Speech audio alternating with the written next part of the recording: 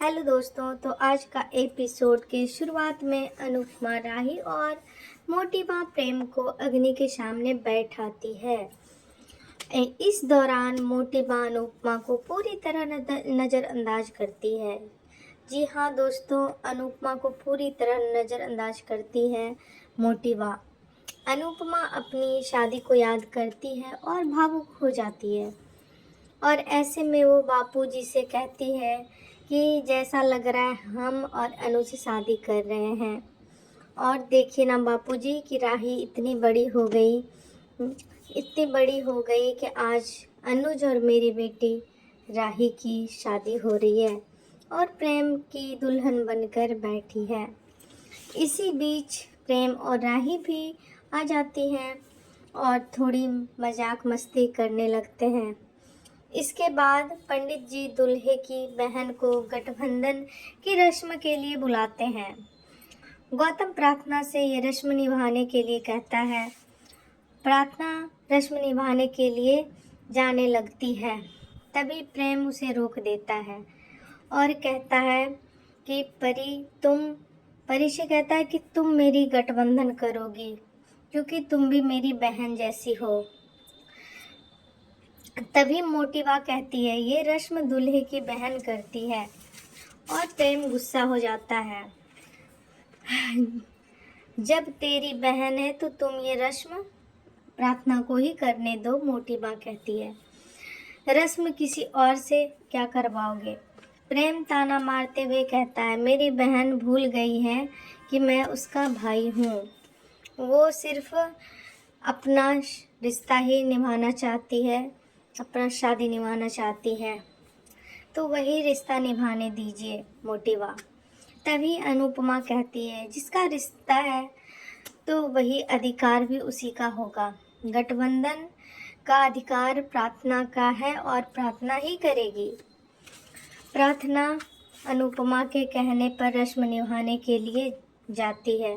इसके बाद प्रार्थना गठबंधन करती है और गठबंधन का रस्म पूरा होता है और प्रार्थना प्रेम और राही की सुखी जीवन का कामना करती है। इसी बीच मोटिवा और प्राग आपस में कुछ बात कर रहे होते हैं कि राही प्रेम से शादी होने के बाद कहीं वो प्रेम को बदल तो नहीं देगी।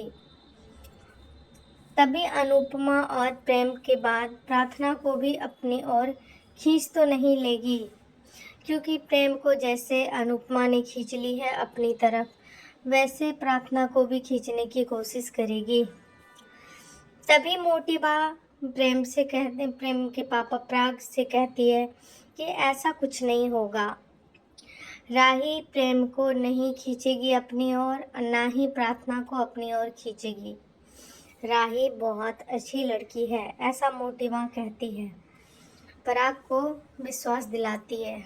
ऐसे में यहाँ पे देखिए कन्यादान अनुपमा कर रही हैं, क्योंकि मोटिवा तो पहले नहीं चाहती थी कि अनुपमा कन्यादान करे, वो चाहती थी बापूजी कन्यादान करें, बट ऐसा नहीं होता है।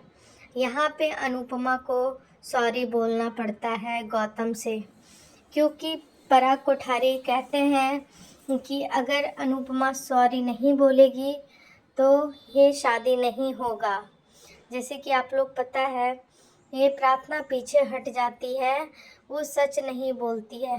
वो बोलती है गौतम का कोई गलती नहीं है, जबकि गौतम का ही गलती रहता है। प्रार्थना को टॉर्चर करता है, प्रार्थना का हाथ मरोड़ रहा था। इसी बीच अनुपमा आके बचाती है प्रार्थना को। और देखिए तभी माही भी शादी के लिए रेडी होती है, क्योंकि उसका भी मन होता है शादी करने का, वो ऐसा कहती है। और जब विदाई हो रहा होता है राही का, तो राही बोलती है परी को कि अब मम्मी का ख्याल रखना तुम। मोटिवा से भी कहती है कि मम्मी का ख्याल रखिएगा, और बापूजी से भी कहती है, क्योंकि बोलती है मेरे बाद तो आप लोग ही मम्मी का ख्याल रखिएगा। और यहाँ पे देखिए जब शादी हो जाती है प्रेम और राही की, तो अनुपमा अनुज के फ़ोटो के सामने लाती है और प्रणाम करने के लिए कहती है कि पापा का आशीर्वाद लो। तो यहाँ पे देखिए अब विदाई की रस्म हो जाएगी कुछ ही देर में। तो आप लोगों को ये वीडियो कैसा लगा, लाइक कमेंट शेयर ज़रूर कीजिएगा। धन्यवाद।